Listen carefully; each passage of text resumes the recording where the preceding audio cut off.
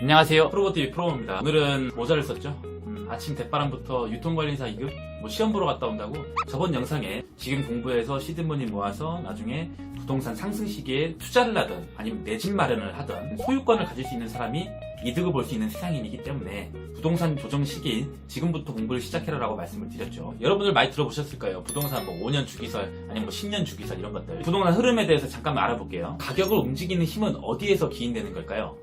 첫 번째로 보시면 사람들의 매수 심리나 아니면 정부의 규제, 인구, 호재, 금리부터 시작해서 이런 여러 가지 요인들이 작용을 하죠. 근데 이거는 단지 가격을 상승시키거나 가격을 하락시키는 단기적인 요소에 불과해요. 흐름까지는 바꾸지는 못합니다. 부동산의 흐름을 좌지우지하는 건 공급과 수요죠. 부동산에서 공급은 뭐죠? 입주 물량이죠.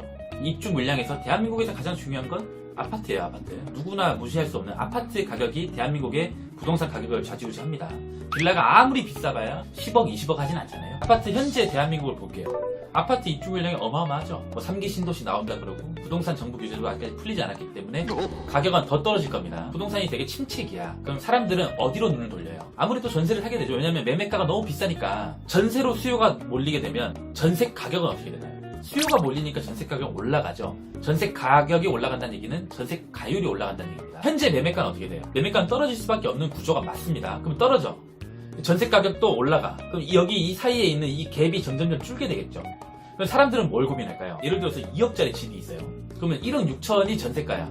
그럼 나머지 4천만 내면은 내가 집을 살 수 있어. 근데 굳이 전세로 들어가야 돼? 라는 고민을 하시게 되는 시점이 오는 거예요. 그러다가 매매가격이 더 떨어져. 전세 수요는 계속 늘어나. 전세가율과 이 매매가율이 차이가 나지 않는 지점. 이 지점에서 사람들이 대부분 갭 투자를 진행하게 됩니다. 갭 투자가 뭐냐면 이 집을 들어올 세입자가 1억 6천을 내고 내가 4천만 원을 내가지고 2억을 만들어서 내가 이 집에 대한 매매 소유권을 가지게 되는 거죠. 이게 갭 투자입니다. 보통 소형 아파트나 아니면 아파트의 대체제인 빌라 같은 것들. 그리고 보통 그 시점에는 경매 낙찰 가율도 일반 금매랑 거의 큰 차이가 없기 때문에 일반 이제 분양 시장을 다시 쳐다보게 되죠. 그리고 갭 투자가 들어오게 되고 갭 투자가 들어오면서 이제 다시 건설사들은 건물을 짓는 거예요. 그맘때쯤 되면은 공급이 없으니까 건설사들은 현재만 중시하기 때문에 건물을 막 지어요. 그럼 이제 그때부터는 어떻게 돼요? 다시 사람들은 분양권을 얻기 위해서 선분양 제도를 다시 따라오게 되죠. 그럼 여기로 다시 수요가 몰릴 수밖에 없어요. 그러면 청약은 어떻게 되나요? 터지죠. 60대 1, 100대 1 이렇게 될 수도 있어요. 이러면서 건설사들이 건물을 짓는 거죠.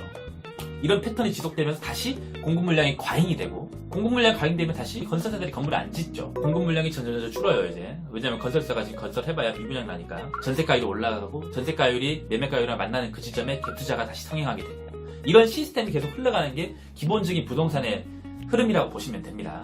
오케이. 자, 지금까지 부동산의 기본적인 사이클에 대해서 알아봤습니다. 복잡할 거 없죠. 저는 지금 사회초년생분들한테 포커싱을 맞춰서 말씀드리기 때문에 전세 매매가율이나 지인지수 시간에 따라서 어떻게 변했는지에 대해서 여러분들께 먼저 이렇게 알려드리기보다 사이클은 이러하다라는 큰 틀을 먼저 알려드리고 그 다음 영상에서는 이제 지인지수를 보는 방법부터 해서 세부적으로 이제 매물을 어떻게 보고 이런 것들을 알려드릴 겁니다.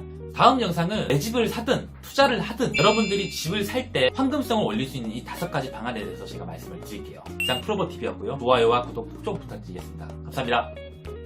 상식 증명이 알차셨다면 좋아요와 구독 버튼을, 내용이 마음에 들지 않으셨다면 싫어요 버튼을 눌러주시고 댓글 의견 부탁드리겠습니다. 감사합니다.